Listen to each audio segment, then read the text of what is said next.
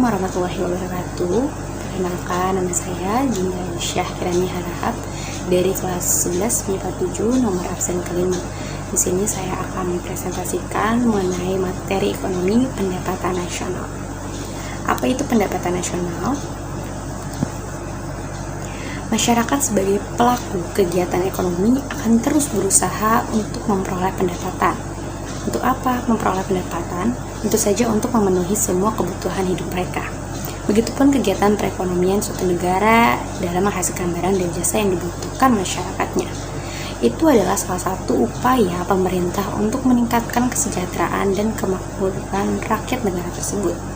Jika seluruh pendapatan atau pengeluaran yang dilakukan pelaku ekonomi di dalam suatu negara dijumlahkan, maka akan terbentuklah pendapatan nasional ini.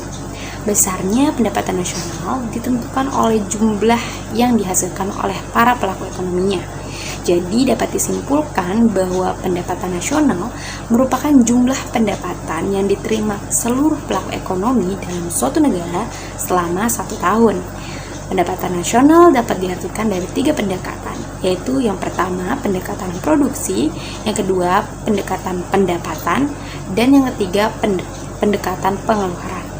Adapun yang mempengaruhi pendapatan nasional adalah keseluruhan permintaan dan penawaran, konsumsi dan tabungan, investasi, kualitas sumber daya manusia, keadaan SDA atau sumber daya alam, ketersediaan modal, dan stabilitas serta kebijakan yang baik. Pendapatan nasional menggambarkan tingkat produksi barang dan jasa yang dihasilkan oleh suatu negara dalam kurun waktu 1 tahun tertentu. Dengan demikian, pendapatan nasional mempunyai peran yang penting dalam menggambarkan tingkat kegiatan ekonominya yang dicapai serta perubahan dan pertumbuhannya dari tahun ke tahun. Selanjutnya, setelah tadi kita mengenal apa sih itu pendapatan nasional, lalu apa saja manfaat perhitungan pendapatan nasional? Yang pertama, ini adalah untuk mengukur laju pertumbuhan ekonomi nasional. Yang kedua, untuk mengetahui dan menelaah struktur perekonomian nasional. Apakah negara tersebut termasuk ke negara industri, negara pertanian, atau negara jasa. Yang ketiga, membandingkan kemajuan pertumbuhan ekonomi dalam waktu ke waktu. Yang keempat, untuk membandingkan kemajuan ekonomi antar negara. Apakah negara tersebut masuk ke dalam kategori negara maju atau masih negara berkembang. Selanjutnya yang kelima, untuk mendapatkan informasi terkait tingkat kemakmuran masyarakat suatu negaranya. Apabila perekonomian baik, maka kemakmuran masyarakat suatu negara itu juga akan lebih sejahtera. Kemudian yang terakhir yaitu membantu pemerintah untuk mengevaluasi kinerja perekonomian dalam skala tertentu, dan juga perhitungan pendapatan nasional dapat membantu pemerintah untuk melihat perubahan yang terjadi di negaranya, terutama pada sektor perekonomian. Nah, selanjutnya, bagaimana cara atau urutan perhitungan pendapatan nasional? Pendapatan nasional ini dapat dihitung dengan 3 cara pendekatan, yaitu yang pertama pendekatan produksi atau production approach. Ini pendekatan yang menekankan pada kegiatan yang menciptakan nilai tambah. Maka dari itu, perhitungan hanya mencakup perhitungan nilai tambah pada sektor produksinya. Rumusnya yaitu Y sama dengan P1 dikali Q1 ditambah P2 dikali Q2 ditambah seterusnya sampai Pn dikali Qn. Untuk keterangannya, Y ini adalah pendapatan nasional, P1 ini adalah harga barang pertama atau ke-1, Q1 ini adalah jenis barang ke-1, dan seterusnya. Kemudian yang kedua yaitu dengan pendekatan pendapatan atau income approach. Pendekatan pendapatan menjumlahkan pendapatan dari berbagai faktor produksi yang menyumbang terhadap proses produksi tersebut. Semua pendapatan yang diterima pemilik faktor produksi selama 1 periode akan dijumlahkan untuk menjadi pendapatan nasional. Rumusnya yaitu Y sama dengan R ditambah W ditambah I ditambah P. Untuk keterangannya yaitu Y sama dengan pendapatan nasional, kemudian R ini adalah pendapatan dari upah, gaji, dan lain-lain, kemudian W ini adalah pendapatan bersih dari sewa, kemudian I ini adalah pendapatan dari bunga, dan P adalah pendapatan dari laba perusahaan atau profit untuk perusahaan atau usaha perorangan. Kemudian yang terakhir yaitu dengan pendekatan pengeluaran atau expenditure approach. Pada pendekatan ini, pendapatan nasional dihitung dengan cara menjumlahkan permintaan akhir dari para pelaku ekonomi, yaitu konsumen, produsen, dan pemerintah dalam suatu negara, yaitu meliputi satu, pengeluaran konsumsi rumah tangga atau consumption, itu dilambangkan dengan huruf C, kemudian investasi domestik atau bruto, yaitu investment atau dilambangkan dengan huruf I, kemudian pengeluaran konsumsi pemerintah atau government expenditure atau dilambangkan dengan huruf G, kemudian yang terakhir adalah ekspor neto atau nilai ekspor. Ekspor ini dilambangkan dengan huruf X dikurangi impor, impor ini dilambangkan dengan huruf M, jadinya X dikurang M. Kemudian rumusnya apa sih pendekatan pengeluaran? Yaitu Y sama dengan C ditambah I ditambah G ditambah dalam kurung X dikurang M. Untuk keterangannya tadi sudah dijelaskan ya teman-teman. Nah, selanjutnya materi selanjutnya akan dibahas oleh Inden Pranesti. Dipersilakan. Assalamualaikum warahmatullahi wabarakatuh. Perkenalkan, nama saya Inden Pranesti dari kelas 1147 nomor absen 11. Pada kesempatan kali ini, saya akan menjelaskan materi ekonomi mengenai pendapatan nasional. Konsep PDB, PNB, PNN, PI, pendapatan disposable atau disposable income, dan PDRB. Produk domestik bruto atau PDB atau bisa disebut Gross Domestic Product atau GDP. Karena PDB merupakan salah satu instrumen penting untuk dapat menghitung pendapatan nasional, PDB merupakan nilai dari akhir keseluruhan barang atau jasa yang dihasilkan oleh semua unit ekonomi dalam suatu negara, termasuk barang dan jasa yang dihasilkan warga negara lain yang tinggal di negara tersebut. Lalu ada perhitungan nilai PDB yang dapat dilakukan atas dua macam dasar harga, yaitu yang pertama PDB atas dasar harga berlaku merupakan PDB yang dihitung dengan dasar harga yang berlaku pada tahun tersebut. PDB atas dasar harga berlaku berfungsi untuk melihat dinamika atau perkembangan struktur ekonomi yang real pada tahun tersebut. Yang kedua, ada PDB atas dasar harga konstan, merupakan PDB yang dihitung dengan dasar harga yang berlaku pada tahun tertentu. PDB atas dasar harga konstan berfungsi untuk melihat pertumbuhan ekonomi dari tahun ke tahun. Contohnya, jika kita ingin mengetahui berapa persen kenaikan PDB dari tahun 1998, 1999, dan tahun 2000, karena nilai atau harga suatu produk tiap tahunan berubah-ubah, maka kita harus mengubah nilai PDB tahun 1998 dan 1999 dengan dasar harga tahun 2000, sehingga akan terlihat dengan jelas besaran kenaikan dari tiap tahunnya. Lalu ada produk nasional bruto atau PNB atau bisa disebut Gross National Product atau GNP. Adalah jumlah barang dan jasa yang dihasilkan oleh faktor-faktor produksi milik warga negara, baik yang tinggal di dalam negeri maupun di luar negeri, tetapi tidak termasuk warga negara asing yang tinggal di negara tersebut. Atau dengan kata lain, PNB atau GNP adalah jumlah produk domestik bruto ditambah dengan pendapatan neto dari luar negeri, atau penghasilan neto. Adalah penghasilan dari warga negara yang bekerja di luar negeri dikurangi penghasilan warga negara lain yang bekerja di dalam negeri. Hal ini dapat dirumuskan sebagai berikut. PNB sama dengan PDB ditambah pendapatan neto dari luar negeri atau net factor income from abroad. Contohnya, Hardi warga negara Indonesia bekerja di Indonesia dengan pendapatan 2 juta. Paul warga negara asing tinggal dan bekerja di Indonesia, pendapatannya 3 juta. Ali warga negara Indonesia tinggal dan bekerja di luar negeri dengan pendapatan 1 juta. Maka PDB atau GDP sama dengan pendapatan Hardi ditambah pendapatan Paul sama dengan 2 juta ditambah 3 juta sama dengan 5 juta. Penghasilan neto sama dengan pendapatan Ali dikurang pendapatan Paul sama dengan 1 juta dikurang 3 juta sama dengan 2 juta. Dengan menerapkan rumus di atas, dapat kita ketahui PNB adalah PDB ditambah penghasilan neto, yaitu 5 juta ditambah min 2 juta, sama dengan 3 juta.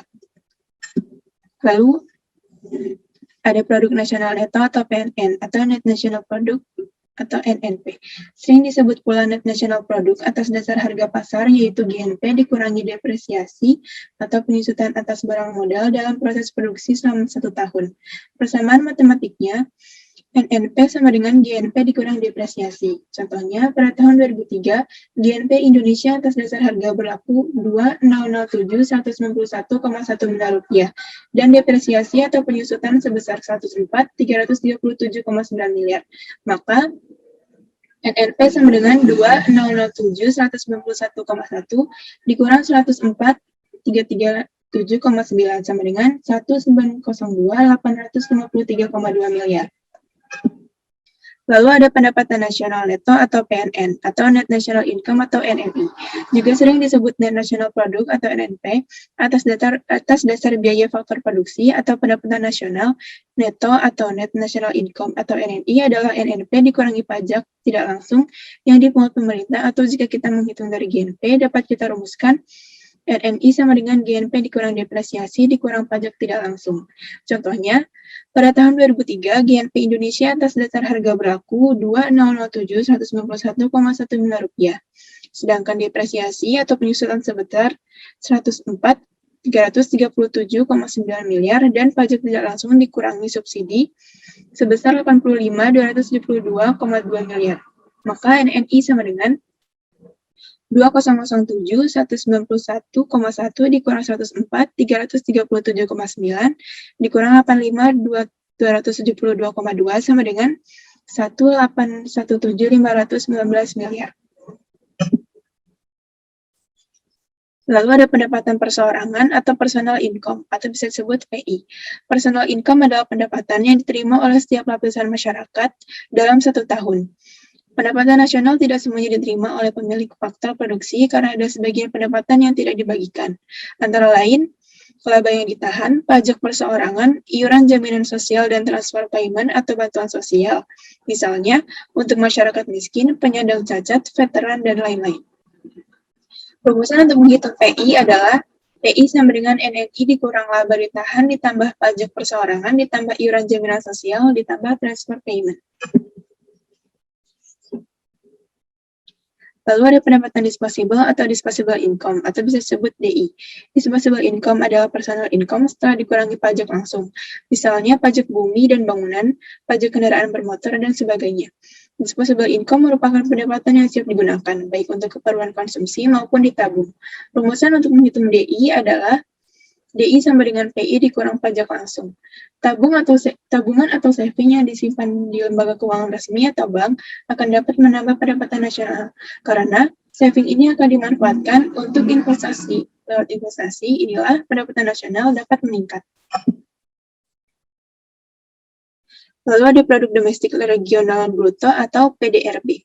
Pembangunan suatu daerah dapat berhasil dengan baik apabila didukung oleh suatu perencanaan yang mantap sebagai dasar penentuan strategi, pengambilan keputusan, dan evaluasi hasil-hasil pembangunan yang telah dicapai. Dalam menyusun perencanaan pembangunan yang baik, perlu menggunakan data-data statistik yang memuat informasi tentang kondisi real suatu daerah pada saat tertentu, sehingga kebijakan dan strategi yang telah atau akan diambil dapat dimonitor dan dievaluasi hasil-hasilnya. Salah satu indikator ekonomi makro yang biasanya digunakan untuk mengevaluasi hasil-hasil pembangunan di suatu daerah dalam lingkup kabupaten dan kota adalah produk domestik regional bruto atau PDRB, kabupaten atau kota menurut lapangan usaha atau industrial origin. Perhitungan PDRB diperoleh melalui 3 pendekatan, yaitu pendekatan produksi, pendekatan pendapatan, dan pendekatan pengeluaran. Lalu ada mengidentifikasi metode perhitungan pendapatan nasional. Terdapat 3 pendekatan untuk mengukur pendapatan nasional, yaitu pendekatan produksi atau production approach, pendekatan pendapatan yaitu income approach, dan pendekatan pengeluaran yaitu expenditure approach. Yang pertama, pendekatan produksi atau production approach. Pendekatan ini menekankan pada kegiatan yang menciptakan nilai tambah atau value added. Maka dari itu, perhitungan hanya mencakup perhitungan nilai tambah pada sektor produksi. Perhitungan pendapatan nasional dengan pendekatan produksi dapat dihitung dengan menggunakan rumus sebagai berikut. Y sama dengan Q1 dikali P1 ditambah Q2 dikali P2 ditambah Q3 dikali P3 ditambah seterusnya ditambah Qn ditambah Pn.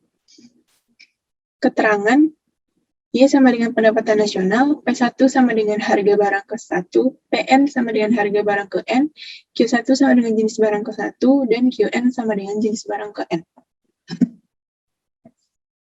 Lalu yang kedua ada pendekatan pendapatan atau income approach. Pendekatan kedua yang digunakan untuk menghitung pendapatan nasional adalah pendekatan pendapatan. Berdasarkan pendekatan pendapatan, pendapatan nasional dihitung dengan menjumlahkan seluruh pendapatan yang diterima masyarakat atau pemilik faktor produksi sebagai balas jasa yang mereka terima dalam proses produksi, meliputi yang pertama ada upah atau gaji yang dilambangkan dengan W, yaitu balas jasa pemilik tenaga kerja. Yang kedua ada sewa yang dilambangkan dengan R, yaitu balas jasa pemilik tanah. Yang ketiga ada bunga dilambangkan dengan I, yaitu balas jasa pemilik modal. Yang keempat keuntungan profit itu dilambangkan dengan P, yaitu balas jasa pengusaha. Jadi secara matematis, menurut pendekatan pendapatan, pendapatan nasional dirumuskan sebagai berikut. Y sama dengan W ditambah R ditambah I ditambah P dengan keterangan Y adalah pendapatan nasional, R adalah pendapatan dari upah, gaji, dan lainnya, W adalah pendapatan bersih dari sewa, I adalah pendapatan dari bunga, dan P pendapatan dari keuntungan perusahaan dan usaha perorangan. Yang ketiga ada pendekatan pengeluaran, yaitu expenditure approach. Pada pendekatan ini, pendapatan nasional dihitung dengan cara menjumlahkan permintaan akhir dari para pelaku ekonomi, yaitu konsumen, produsen, dan pemerintah dalam suatu negara, meliputi pengeluaran konsumsi rumah tangga atau consumption, dilambangkan dengan C, investasi domestik bruto atau investment, dilambangkan dengan I, pengeluaran konsumsi pemerintah, government expenditure, yang dilambangkan dengan G, ekspor neto atau nilai ekspor, ekspor dilambangkan dengan X, dan dikurangi impor, import dilambangkan dengan I. Secara matematis, dituliskan sebagai berikut. Y sama dengan C ditambah G ditambah I ditambah X dikurang M. Dengan keterangan Y sama dengan pendapatan nasional, C sama dengan consumption atau konsumsi rumah tangga, I sama dengan investment atau investasi, G sama dengan government expenditure atau pengeluaran pemerintah, X sama dengan ekspor, dan M sama dengan impor. Lalu ada menghitung pendapatan nasional menggunakan pendekatan produksi, pendapatan, dan pengeluaran. Yang pertama, menggunakan pendekatan produksi. Perhatikan data perekonomian suatu negara berikut dalam miliar dolar. Perhitungan pendapatan nasional dengan menggunakan pendekatan produksi adalah menjumlahkan produk yang dihasilkan dari setiap sektor produksi, yaitu 2.200 ditambah 4.200 ditambah 5.500 sama dengan 11.900 miliar dolar. Lalu, ada menghitung pendapatan menggunakan pendekatan pendapatan.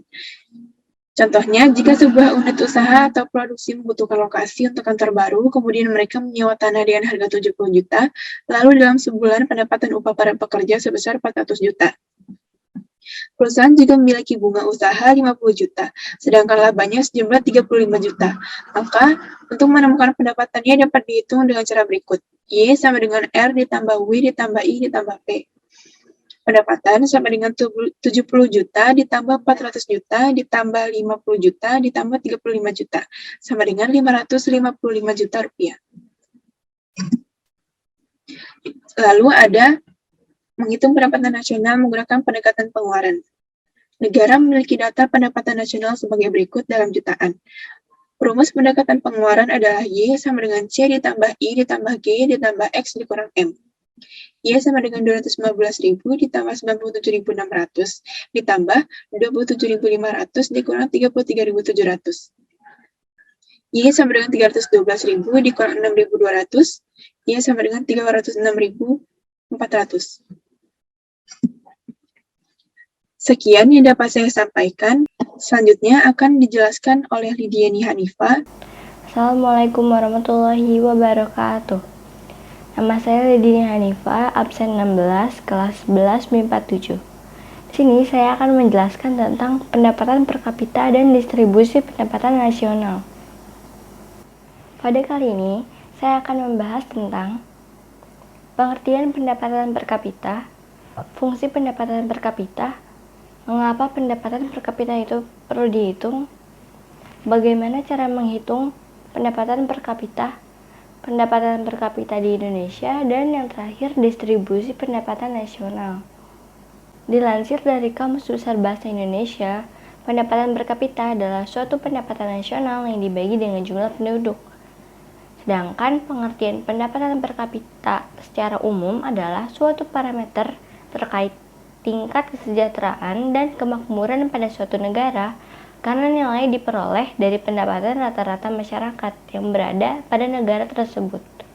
Kata kapita sendiri diambil dari bahasa Latin yang memiliki arti per kepala. Dengan adanya perhitungan ini, maka kita bisa mengetahui tingkat kesejahteraan rata-rata penduduk pada suatu negara. Fungsi pendapatan per kapita. Fungsi perhitungan pendapatan per kapita adalah untuk mengetahui apakah suatu wilayah bisa disebut sejahtera atau tidak. Akan tetapi, tidak hanya itu, pengukuran pendapatan per kapita juga berguna dalam menilai keterjangkauan suatu daerah. Ini dapat digunakan bersamaan dengan data soal harga real estate. Pendapatan per kapita dapat membantu menentukan apakah terjangkau tidaknya harga perumahan oleh rata-rata keluarga. Daerah yang terkenal mahal seperti di kota-kota besar misalnya, mempertahankan rasio harga rumah rata-rata yang sangat tinggi terhadap pendapatan per kapita. Mengapa pendapatan per kapita perlu dihitung? Karena tanpa mengetahui angka pasti tersebut, maka pihak pemerintah akan mengalami kesulitan untuk bisa mengetahui tolak ukur kondisi perekonomian pada suatu negara. Agar bisa dikatakan sebagai negara yang maju dan sejahtera, maka pihak pemerintah membutuhkan suatu gambaran terkait kondisi perekonomian yang terjadi pada negaranya. Hal tersebut dibutuhkan agar setiap tindakan dan kebijakan yang dibuat bisa sesuai dengan kondisi dan keperluan ekonomi para penduduknya. Itulah kenapa PPK pada suatu negara harus dihitung dengan tepat. Bagaimana cara menghitung pendapatan per kapita? Pendapatan per kapita pada suatu negara bisa dihitung dengan dua cara. Pertama, berdasarkan harga yang berlaku atau biasa disebut dengan PPK nominal.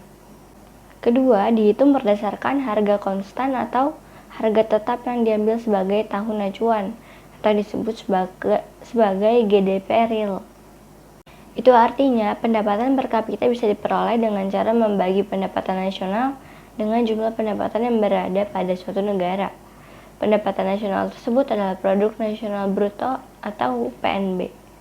PNB sangat berbeda dengan PDB karena perhitungan PNB akan memasukkan angka pendapatan dari faktor produksi luar negeri, sedangkan PDB hanya menghitung seluruh nilai produksi tanpa menghitung apakah produk tersebut dilakukan tanpa adanya faktor produksi dalam negara ataukah tidak.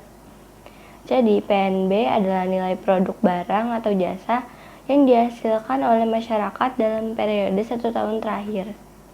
Pendapatan per kapita di Indonesia.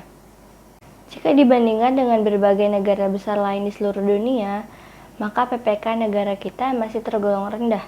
Pendapatan per kapita masyarakat Indonesia tercatat masih jauh tertinggal dari negara tetangga. Dikutip dari laman resmi indonesiainvestment.com, pendapatan PDB per kapita negara kita kenyataannya terus meningkat selama 1 dekade belakang. Namun, tingkat akurasi PDB per kapita masih dipertanyakan. Jadi, apakah PDB per kapita adalah alat ukur yang layak untuk negara Indonesia sendiri?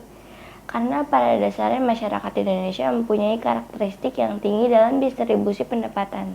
Hal tersebut sesuai dengan kenyataan bahwa nilai kekayaan 43.000 orang terkaya di Indonesia atau yang hanya mewakili 0,02% dari total penduduk Indonesia hampir setara dengan 25% PDB negara kita. Sementara itu, kekayaan 40 orang paling kaya di Indonesia saja sama dengan 10,3% PDB, yang merupakan jumlah yang sama dengan gabungan harta 60 juta masyarakat paling miskin di Indonesia. Oleh karenanya, perhitungan PPK di Indonesia sebenarnya masih perlu diteliti lebih dalam lagi tentang nilai akurasinya dengan berdasarkan komposisi distribusi pendapatan masyarakat Indonesia. Distribusi pendapatan nasional. Apa itu distribusi pendapatan nasional? Distribusi pendapatan nasional adalah upaya pemerintah dalam meratakan jumlah pendapatan masyarakat sehingga dapat mengurangi tingkat ketimpangan yang terjadi di masyarakat. Apa aja sih tujuan dari distribusi pendapatan? Yang pertama, meningkatkan taraf hidup masyarakat menjadi lebih baik, masyarakat bisa membangun kesejahteraan umum. Yang kedua, memberikan hak dan keadilan bagi setiap warga negara. Setiap orang dapat menikmati fasilitas yang sama dan setara. Yang ketiga, menghindarkan dari resiko kriminalitas, khususnya perampokan, penipuan maupun pencucian uang. Setiap orang mampu memenuhi kebutuhannya sehingga tindak kejahatan bisa dihindari. Yang terakhir yaitu indikator pendeteksi ketimpangan distribusi pendapatan. Yang pertama ada indikator LORES. Indikator ini memperhitungkan antara pendapatan aktual dengan persentase jumlah pendapatan. Indikator ini digambarkan dengan kurva yang mana jumlah penerima pendapatan adalah sumbu horizontal dan pendapatan aktualnya adalah sumbu vertikal. Jika garis horizontal memiliki jarak kurva yang jauh, maka semakin tidak rata distribusinya. Yang kedua yaitu indeks rasio Gini. Nilai rasio Gini hanya mulai dari 0 hingga 1. Rasio ini mampu menggambarkan dengan sempurna pemerataan pendistribusian pendapatan. Bila hasilnya semakin kecil, maka ketimpangan yang terjadi juga lebih kecil. Apabila hasilnya lebih besar, maka kesenjangan yang terjadi juga lebih tinggi. Sekian penjelasan dari saya kali ini, kurang lebihnya mohon dimaafkan. Materi selanjutnya akan disampaikan oleh Nadila Putri Aprilia. Terima kasih. Wassalamualaikum warahmatullahi wabarakatuh. Assalamualaikum warahmatullahi wabarakatuh. Perkenalkan, nama saya Nadila Putri Aprilia, absen 22 dari 11 MIPA 7. Di sini saya akan melanjutkan pemaparan materi dari rekan saya sebelumnya, Lidiani. Oke, sebelum kita masuk ke pemaparannya, di sini terlebih dahulu saya akan memperlihatkan materi apa saja yang akan saya bahas pada kesempatan kali ini. Oke, jadi pada kesempatan kali ini saya akan menjelaskan 3 materi. Yang pertama di sini ada mendeskripsikan pendapatan nasional. Yang kedua yaitu membandingkan PDB dan pendapatan per kapita Indonesia dengan negara lain. Dan yang ketiga yaitu menghitung besarnya distribusi pendapatan nasional. Yang selanjutnya kita masuk ke pendapatan nasional. Nah, pendapatan nasional sendiri ini akan saya bagi lagi menjadi 4 pembahasan. Yang pertama ada pengertian pendapatan nasional secara umum. Yang kedua, pengertian pendapatan nasional melalui pendekatan produksi. Yang ketiga, pengertian pendapatan nasional melalui pendekatan pendapatan. Dan yang terakhir yaitu pengertian pendapatan nasional melalui pendekatan pengeluaran. Nah, ini yang pertama, yaitu tadi pengertian pendapatan nasional secara umum. Jadi secara umum pendapatan nasional itu adalah jumlah pendapatan yang diterima oleh seluruh rumah tangga keluarga atau disingkat PTK di suatu negara dari penyerahan faktor-faktor produksi dalam satu periode. Nah, biasanya ini selama 1 tahun. Yang kedua ada pengertian pendapatan nasional melalui pendekatan produksi. Nah, pendapatan nasional melalui pendekatan produksi itu yaitu melalui pendekatan ini, pendapatan nasional diartikan sebagai penjumlahan nilai tambah dari setiap barang dan jasa yang dihasilkan oleh suatu negara dalam periode tertentu, biasanya dalam 1 tahun juga. Yang ketiga ada pengertian pendapatan nasional melalui pendekatan pendapatan, yaitu pendekatan pendapatan nasional yang menghitung jumlah pendapatan yang diterima oleh pemilik faktor produksi yang digunakan untuk memproduksi barang dan jasa suatu negara dalam satu periode tertentu, biasanya dalam 1 tahun juga. Nah, yang keempat yaitu ada pengertian pendapatan nasional melalui pendekatan pengeluaran. Pendekatan ini menghitung pendapatan nasional dari jumlah pengeluaran seluruh pelaku ekonomi, baik di dalam negeri maupun di luar negeri selama satu periode tertentu. Nah, itu tadi pemaparan materi mengenai materi yang pertama, yaitu tentang pendapatan nasional, yang saya bagi lagi menjadi 4 submateri. Ada pengertian pendapatan nasional secara umum, pengertian pendapatan nasional melalui pendekatan produksi, pengertian pendapatan nasional melalui pendekatan penghasilan, pengertian pendapatan nasional melalui pendekatan pengeluaran. Yang selanjutnya kita masuk ke materi kedua, yaitu membandingkan PDB dan pendapatan per kapita Indonesia dengan negara lain. Oke, yang pertama kita akan membahas apa sih pengertian PDB dan pendapatan per kapita itu. Nah, di sini ada pengertian PDB. Seperti yang bisa dibaca di layar, PDB atau produk domestik bruto diartikan sebagai nilai keseluruhan semua barang dan jasa yang diproduksi di dalam suatu wilayah dalam jangka waktu tertentu. Biasanya dihitung selama jangka waktu 1 tahun. Nah, PDB ini berbeda dari produk nasional bruto atau yang kita kenal dengan singkatan PNB, sehingga PDB menghitung total produksi dari suatu negara tanpa memperhitungkan apakah produksi itu dilakukan dengan memakai faktor produksi dalam negeri atau tidak. Sebaliknya, PNB itu dia memperhatikan asal-usul faktor produksi yang digunakan. Oke, yang selanjutnya di sini ada pengertian pendapatan per kapita. Jadi, pendapatan per kapita itu adalah besarnya pendapatan rata-rata semua penduduk di suatu negara. Pendapatan per kapita ini didapatkan dari hasil pembagian pendapatan nasional suatu negara dengan jumlah penduduk negara tersebut. Jadi, perhitungan pendapatan per kapita itu caranya dengan membagi antara pendapatan nasional di suatu negara dengan jumlah penduduk negara tersebut. Oke, yang selanjutnya kita masuk ke materi, yaitu membandingkan PDB dan pendapatan per kapita Indonesia dengan negara lain. Nah, di sini meskipun pendapatan per kapita itu secara internasional bukan satu-satunya tolak ukur, akan tetapi merupakan suatu indikator penting untuk mengetahui sejauh mana sih tingkat kemakmuran suatu negara ini. Nah, di sini Bank Dunia telah mengelompokkan seluruh negara di dunia ke dalam 4 kelompok berdasarkan tingkat pendapatan per kapita mereka pada tahun 2004. Nah, di sini sudah ada tabelnya yang bisa kalian lihat sendiri. Yang pertama yaitu ada low income economies atau kelompok negara berpendapatan rendah. Di sini pendapatan per kapita mereka sekitar $765 atau bahkan kurang. Nah, low income economies ini yaitu negara-negara yang memiliki PDB per kapita sekitar yang tadi telah saya sebutkan yaitu $765 atau bahkan kurang dari itu. Selanjutnya, di tabel yang kedua yaitu lower middle income economies atau kelompok negara berpendapatan menengah ke bawah. Jadi dia ada di tengah-tengah. Di sini dilihat dari tabel pendapatan per kapita mereka sekitar $766 sampai $3.035. Nah, kelompok negara yang berpendapatan menengah ke bawah ini yaitu negara-negara yang mempunyai PNB per kapita sekitar $766 sampai $3.035. Selanjutnya, yang ketiga yaitu upper middle income economies, yaitu kelompok negara yang berpendapatan menengah ke atas, yaitu negara-negara yang memiliki PNB per kapita sekitar $3.036 sampai $9.385.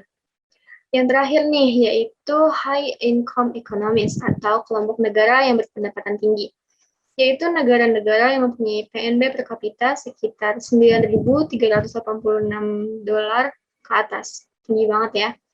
Saya sedikit menambahkan, yaitu pengelompokan ini, tabel yang ada di slide ini tidaklah bersifat tetap, namun akan terus berubah setiap tahun sesuai dengan kemajuan perekonomian yang dicapai oleh negaranya masing-masing. Jadi, data-data ini bisa berubah seiring bertambahnya waktu.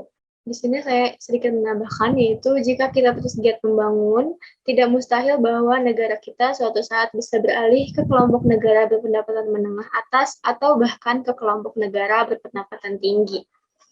Selanjutnya, nah di sini itu kita bisa bandingkan ya, pendapatan per kapita di Indonesia dibandingkan dengan negara lain. Di sini bisa dilihat saja di layar. Sedikit saya bacakan. Di sini pendapatan per kapita Indonesia pada tahun 1993 ya datanya. Di sini Indonesia itu pendapatan per kapitanya yaitu $740 dengan pertumbuhan PPK per tahunnya yaitu 4,2%. Di sini bisa dibandingkan dengan negara lain. Yang paling tinggi pendapatan per kapitanya di sini yaitu Jepang ya dengan $31.490. Oke, kita lanjut. Nah, di sini ada tabel laju pertumbuhan PDB beberapa negara Asia. Jadi, selain pendapatan per kapita, untuk mengetahui kondisi atau kemajuan ekonomi suatu negara dalam periode waktu tertentu, kita juga harus dapat mengetahui berapa besar sih pendapatan nasional, yang mana salah satu indikatornya dapat dilihat pada laju pertumbuhan produk domestik bruto atau PDB, atau gross domestic product atau GDP. Dengan membandingkan PDB dari tahun ke tahun dengan harga konstan, kita akan tahu berapa persen kenaikan PDB per tahun suatu negara. Nah, laju PDB Indonesia dengan negara lain dapat dilihat di tabel ini.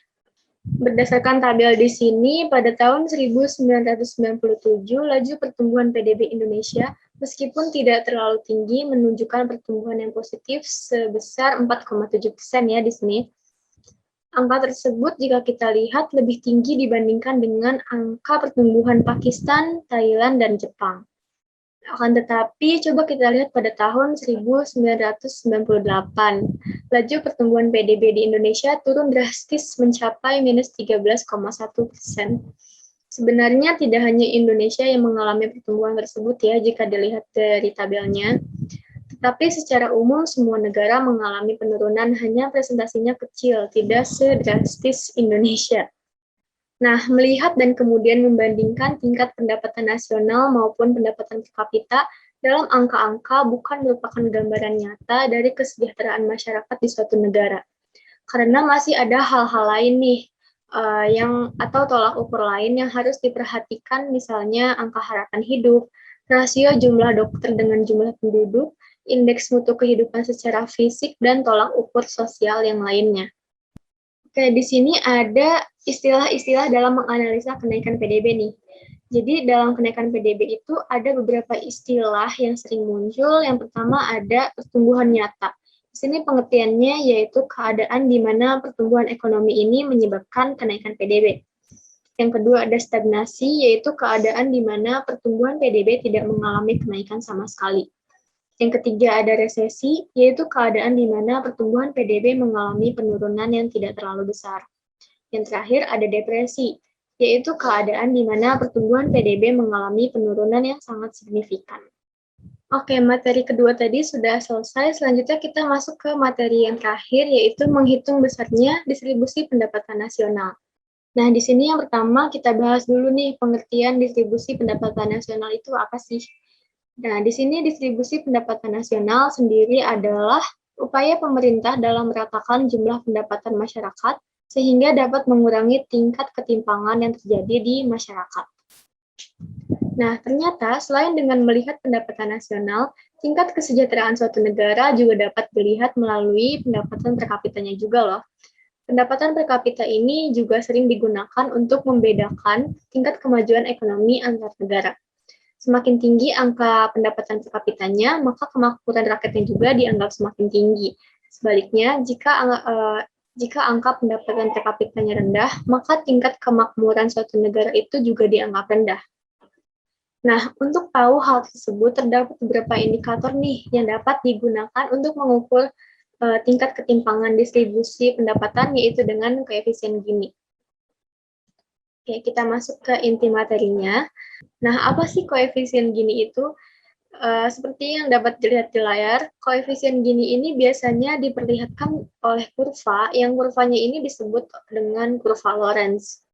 Kurva ini memperlihatkan hubungan kuantitatif antara presentasi jumlah penduduk dan presentasi pendapatan yang diperoleh selama kurun waktu tertentu, biasanya dalam 1 tahun, untuk mengetahui ketimpangan distribusi pendapatan suatu negara.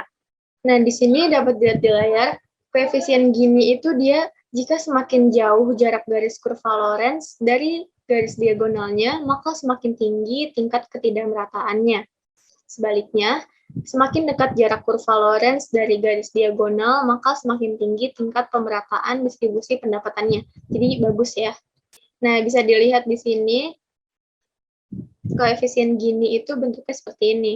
Dan cara mencari koefisien Gininya itu ada rumusnya, yaitu bidang A yang diarsir. Bisa dilihat dalam gambar, bidang A yang diarsir itu yang bentuknya setengah lingkaran itu, dibagi dengan bidang BCD yang mengelilinginya ya, atau segitiga di bawah setengah lingkarannya. Jadi, rumus untuk mencari koefisien Gini itu dengan membagi antara bidang A yang diarsir dengan bidang BCD-nya. Nah, supaya semakin jelas di sini ada contoh koefisien Gini yang telah ada hasil perhitungannya ya, bisa dilihat di layar.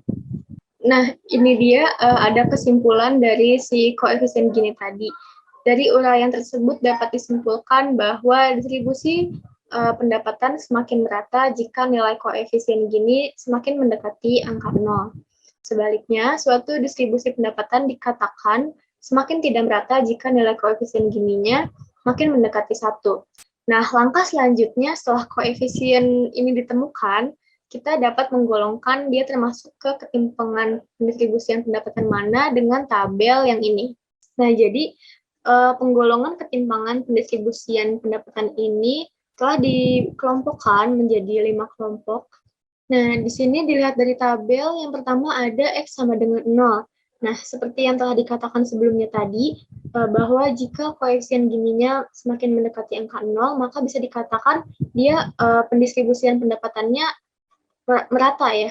Di sini juga bisa dilihat penjelasannya, jika X sama dengan 0, maka distribusi pendapatannya dia merata sempurna. Nah, yang kedua ada jika nilai koefisien yang dihasilkan kurang dari 0,4. Dia dikatakan distribusi pendapatannya mengalami ketimpangan rendah atau tingkat ketimpangannya rendah. Yang ketiga ada jika nilai koefisiennya 0,4 sampai 0,5, maka dia tingkat ketimpangannya sedang.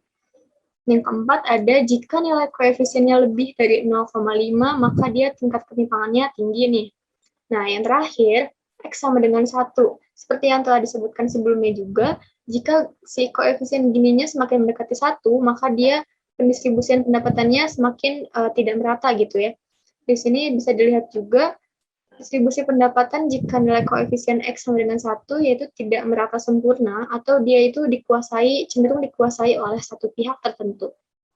Ya, nah di sini sebagai tambahan saya memasukkan data distribusi pendapatan nasional beberapa negara pada tahun 2018 yang bersumber dari World Happiness Report 2018. Di sini bisa dilihat bahwa menurut tabel ini Indonesia berada di urutan ke-62 ya.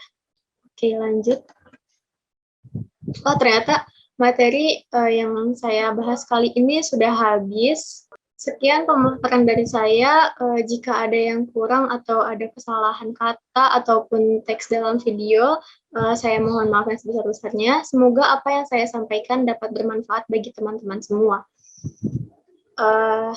Saya Nadila Putri Aprilia beserta rekan kelompok saya yang lain, yaitu Dinda Aisyah Kirani Harahap, Indan Pranesti, dan Lidiani Hanifa. Mohon undur diri. Terima kasih atas perhatiannya. Wabillahi taufiq wal hidayah. Wassalamualaikum warahmatullahi wabarakatuh.